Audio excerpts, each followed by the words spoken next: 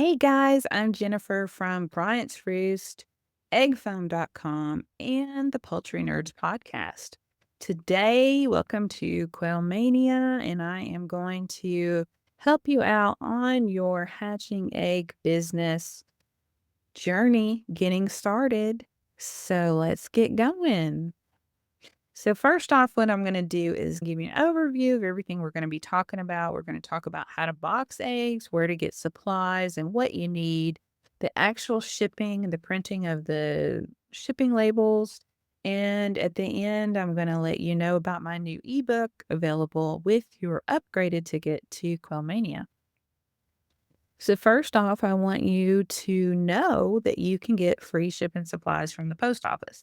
It's amazing that people don't already know this, but not everybody does. So here you go. I'm telling you. So make sure when you go get the free supplies that it actually says priority mail on it. And that would be why I put this picture on here where it says priority mail. It's red. That's what you want to look for.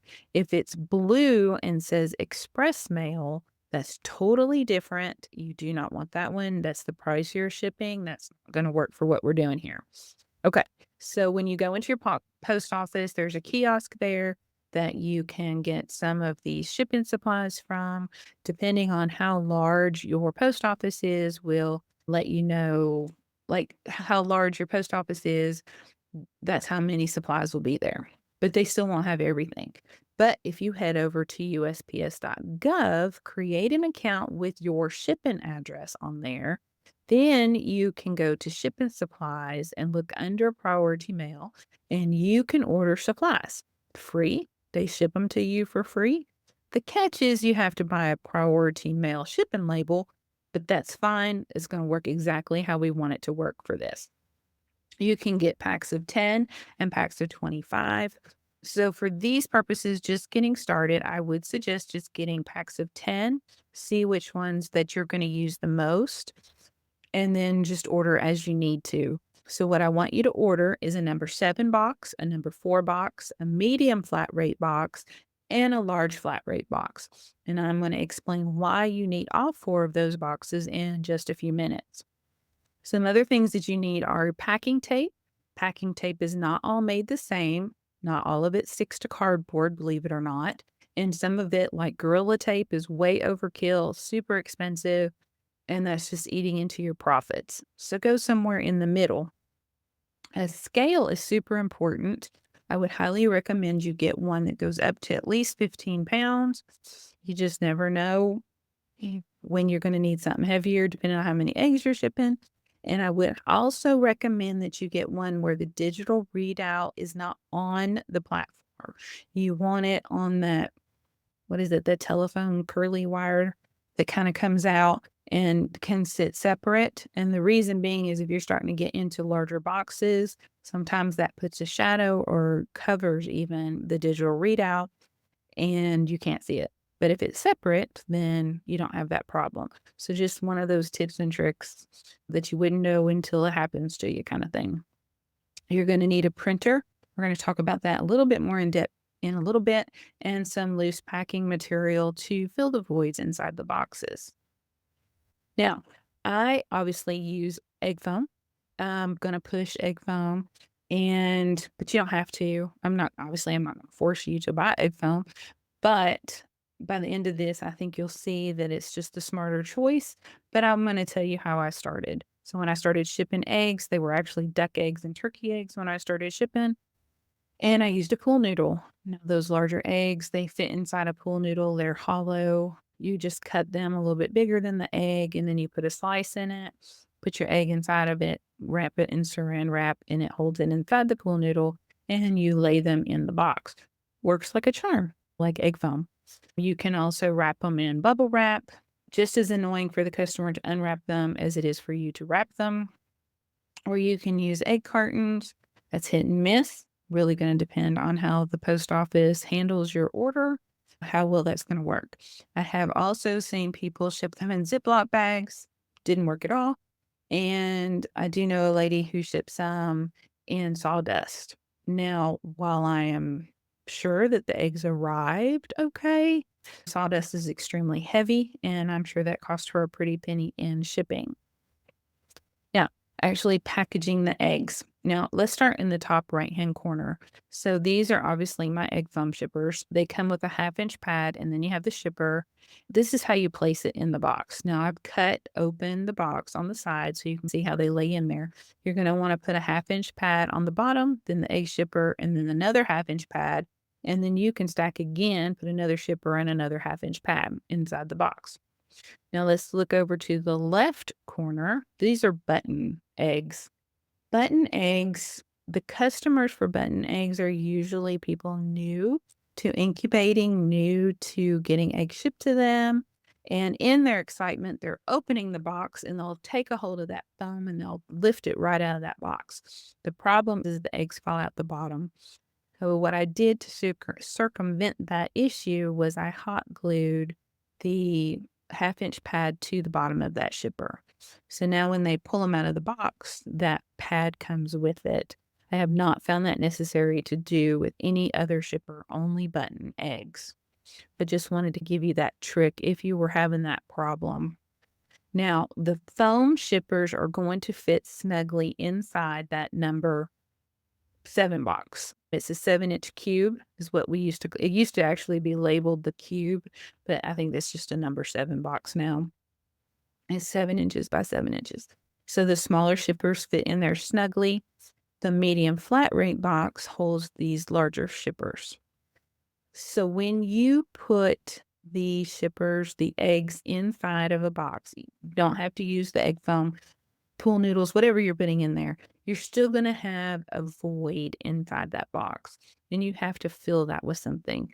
And it's going to be a lot like you want to keep the egg inside its shipper hole or inside its pool noodle, whatever you've got it in, but you don't want to let it fly around inside the box. So you have to fill that void, but you also don't want to add any weight to the box.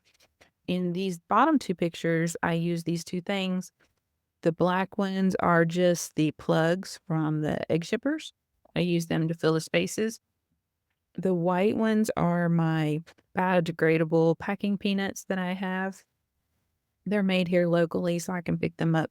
These giant bags. They also smell like maple syrup, so make the garage smell nice. So you fill the voids with that so the eggs can't move around inside the box should they get drop kicked or fall off the conveyor belt or off the truck or thrown onto the porch, whatever's going to happen. It's going to keep them nice and firmly intact inside the shipper box. Now, what you see here is in the bottom left, you're going to see that's a medium flat rate box inside of a large shipping box. Now, if you mailed the medium flat rate box, it's going to cost you right about $17. If you put that medium flat rate box inside the large mailing box, it may only cost you $9 or $10. Now, I didn't make up the rules. I'm just telling you how to take advantage of them. So when we get to the shipping platform, I'm going to explain that just a little bit more. But you have to have that information in the back of your mind. So when you look at your customer's address, the best way to put the boxes together. Okay. Okay. So now that you've got the eggs inside the boxes, you need to put a label on them. I personally use Pirate Ship. Now, let me start off by saying I am not an affiliate for any of these places. Actually, as far as I know, they don't do affiliates. So I'm just telling you what I use. Their Pirate Ship Station, those are relatively the same thing, but I find Pirate Ship easier to use. Ship Station can be a little, what's the word I'm looking for? Busy, like too much. It needs too much, too technical. Pirate Ship is more fun. It has a cross and skulls and crossbones and pirate flags and says, "Our matey, what are you shipping today?" or something. It's fun. It's free. It is legit. I've been using it for years. It integrates with my website also. So that's just what I use. Now, in any of these computer programs for shipping, don't pay for any of them. No reason to pay for any of them. There should be a place on there. On Pirate Ship, it's called Rates. I don't know what it's called on ShipStation. But you can go in there and you put the zip code that it's going to, and you can just put in the box size, and it will tell you how much it's gonna cost before you get everything all packaged up. So let's just say you live on the eastern side of the country. I'm in Tennessee, and you're shipping to Oregon. Anything on the West Coast, you probably need to do some checking. It's the most expensive place to ship to. It may behoove you to leave it in the medium flat rate box, take your chances with the eggs, and send them out. Or better yet, double box them inside a large flat rate box. That may become cheaper. A large flat rate box is $21. Doesn't matter if you're shipping it to Oregon or to your neighbor next door, it's $21. So keep that information in the back of your mind before you seal the box up. And that way you have those boxes on hand because you ordered them. And then you can say, okay, it's going to work out better for me to put it in this box and then send it out. Okay. So take advantage of that rate menu that you can get on any of those shipping platforms. eBay, Etsy also lets you print labels straight from their platforms. Those are fantastic too. They're super easy, same cost, doesn't save you money or lose you money. So I use the eBay shipping label creator, and everything else goes through Pirate Ship. Now, once you have settled on that and you've got your label printed, label ready to print, this is what we're going to talk about. You need just if you're just starting out, just use a cheapo printer, which is black ink. That's all you need, and some paper. Just print it out and use a 4x6. You don't want to print 8.5 by 11. So print it 4x6. And then just use your clear packing tape to fix it to the top of the box. Make sure those barcodes are not crinkled and the tape is not crinkled on top of the barcodes. Now, you start shipping more. It's taking up more time. You're using a lot of tape. You can upgrade to Avery labels. Avery has, I do not know the number off the top of my head because it's been years since I used it, but 4x6 shipping labels per page. And eBay, I know you can fix it to a half page size and print two at a time. I'm sure you can do that on Pirate Ship and ShipStation. You just have to look at the configuration for them. The Avery labels are a nice intermediary fix for that, and you just peel them off and slap them on your box. And then you're gonna get to the point where you're sitting and you're printing labels for 2 hours a day. That's when you're gonna need a label printer. Get a thermal so you don't have to mess with ink. It comes on a roll like receipt paper. They're stickers, and you just print them and throw them on your box and go on about your day. So that would be my recommendation because you don't wanna go out and spend oodles of money just to get started. So start with what you have. Now you need to find your customers. eBay, fantastic place to start. It's just easy, but you need reviews. So price your product accordingly and ask for reviews because reviews is what gives you a reputation. Reputation is what helps you set your price.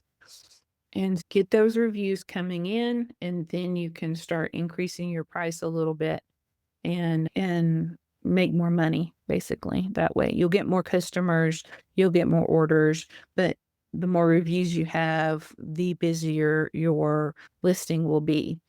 Etsy has changed their rules recently. They're harder to work with.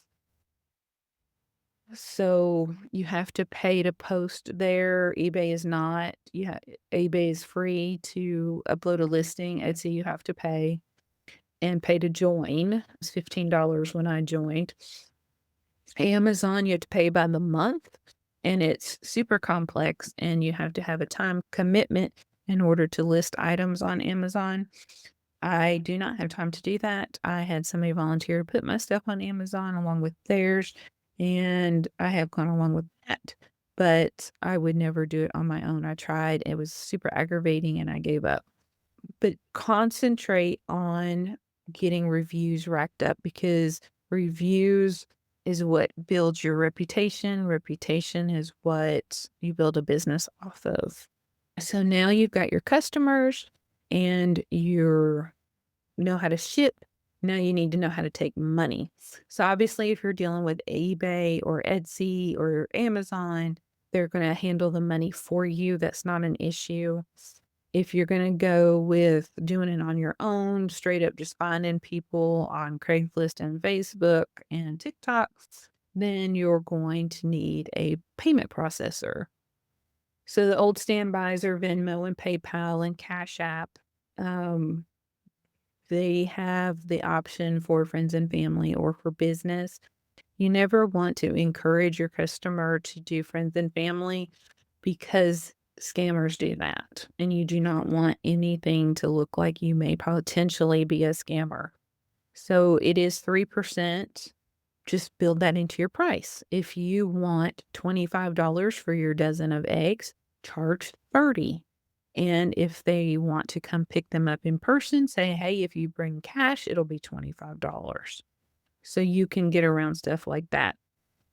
Stripe and Square are actually credit card processors, like Visa, MasterCard, that kind of credit card. Um, and they charge a transaction fee, which I believe mine is 39 cents and 2.9%. I know it's 2.9%. I'm waffling on the transaction fee. I think it's 39 cents. But you're going to pay that, but then you can take credit cards. So depending on how big you want to get, that's when you have to start thinking about doing these other avenues with the credit cards. I would say 90% of my payments come through my credit card processor, and the rest of them come through PayPal. All right. Next step will be MPIP. Now, if you're going to ship across state lines, legally you have to have MPIP.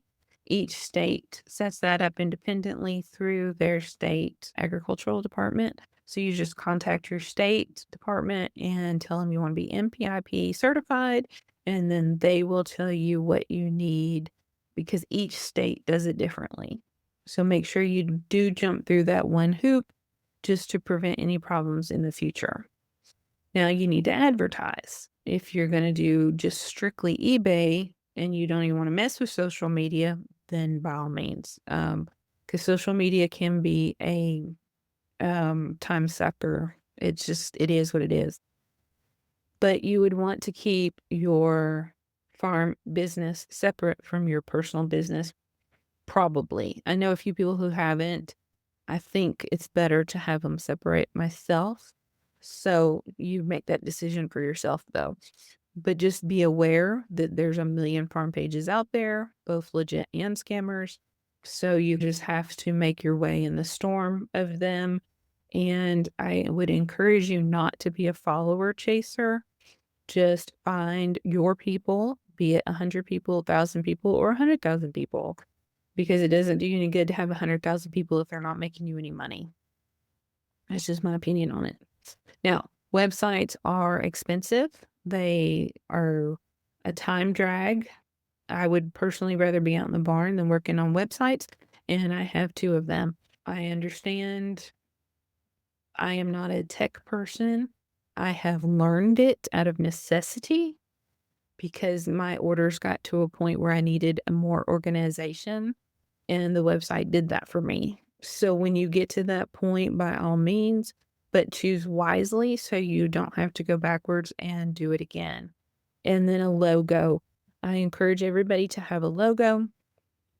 If you're going to go this route with the farm page and the website, and even on eBay, they have your profile picture can be your logo.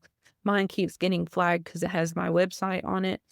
But for years it was fine. And then all of a sudden this year it's not fine. Logos in general need to be simple. They need to be easily recognizable. And I personally think they should be in a circle format because most everywhere, Facebook, Pinterest, TikTok, eBay, all of them give you a circle to put your logo in. So don't try to make a square fit into a circle. and make it simple. Don't put a lot of words or designs or anything on it. Um, so that it's not hard for people to recognize. All right, we are close to the end here. So, my ebook that gives you more information on shipping eggs is available on my website. But if you bought the upgraded ticket, it is included with your ticket price. So, feel free to get that coupon code and download it as part of your ticket to Quellmania. Now, these are my logos. Brian's Roost, you can see, is pretty simple with the BR in the middle with the bright orange. When I did it, I like the sun color, and it has my website on there. Everything you need to know. You can look at my logo. You can see it's about poultry. You can see my website, location, and the BR is recognizable. Same thing for egg foam. I use different font because I wanted to make it different than Bryant's Roost. And you can do that with simple font changes. But the website is on there and important information because egg foam is made in the USA. I put that on there. And of course, Poultry Nerds. Maybe I should work in there the .com somewhere, but I haven't. I haven't got to that yet. So that Poultry Nerds is pretty recognizable, I think, at this point. And so that concludes my video for Quail Mania. But I hope you guys have enjoyed your day and you have learned so much and you feel ready for hatching season and maybe some direction in your quail journey. So y'all have fun, okay?